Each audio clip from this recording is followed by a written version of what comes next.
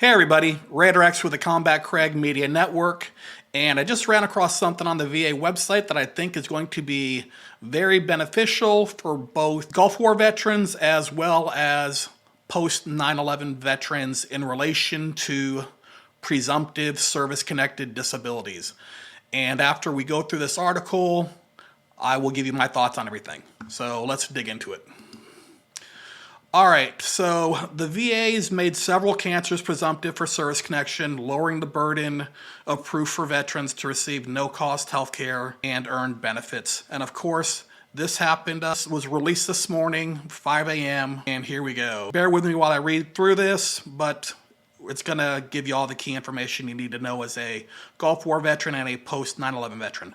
So today, in a step that builds on the Biden-Harris administration's focus to fulfill the nation's sacred obligation to the nation's veterans, the Department of Veterans Affairs announced that it's making acute and chronic leukemias, multiple myelomas, myelodysplastic syndromes, myelofibrosis, urinary bladder, ureter, and related genitourinary cancers presumptive for service connection.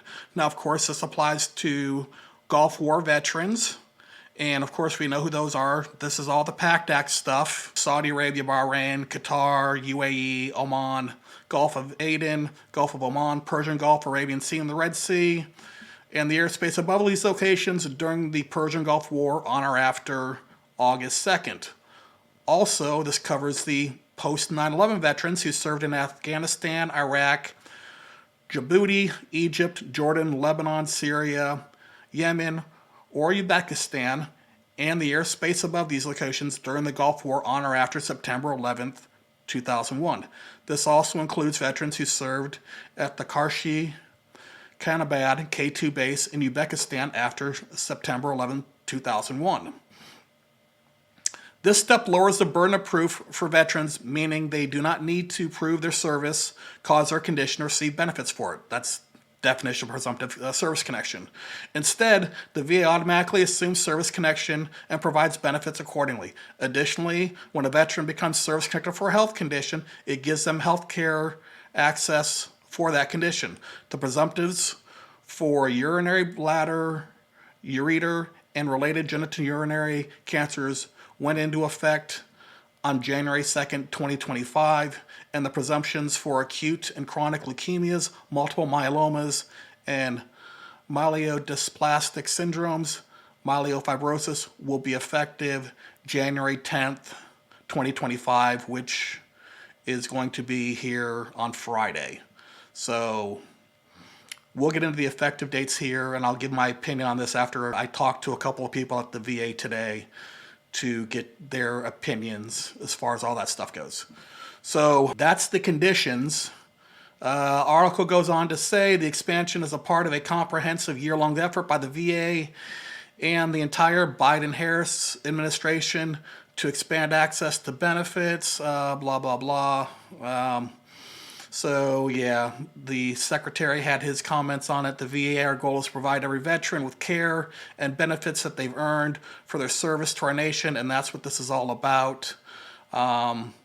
Gives more information regarding the PACT Act and everything with that. Again, this article will be linked with this video, so if you want to read through everything, I mean, that's pretty much the gist of what's going on with it. So let's talk about it. Now, again, you saw the dates of January 2nd and January 10th in relation to effective dates.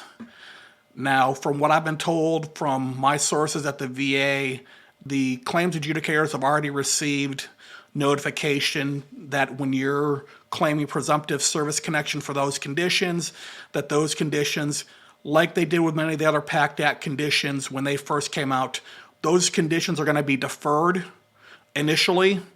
Your effective dates will still remain intact, but those conditions are going to be deferred until the VA regulations and all that kind of stuff can be updated to reflect these new changes, whether they have to assign new diagnostic codes for these conditions or not remains to be seen.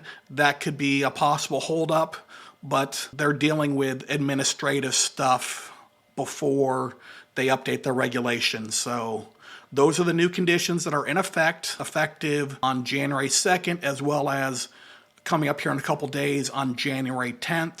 But I wanted to put this information out so everyone can see and get a heads up on it. Again, the article is going to be linked to this video. Thanks for watching, and let's discuss this in the comments. Thanks, everybody.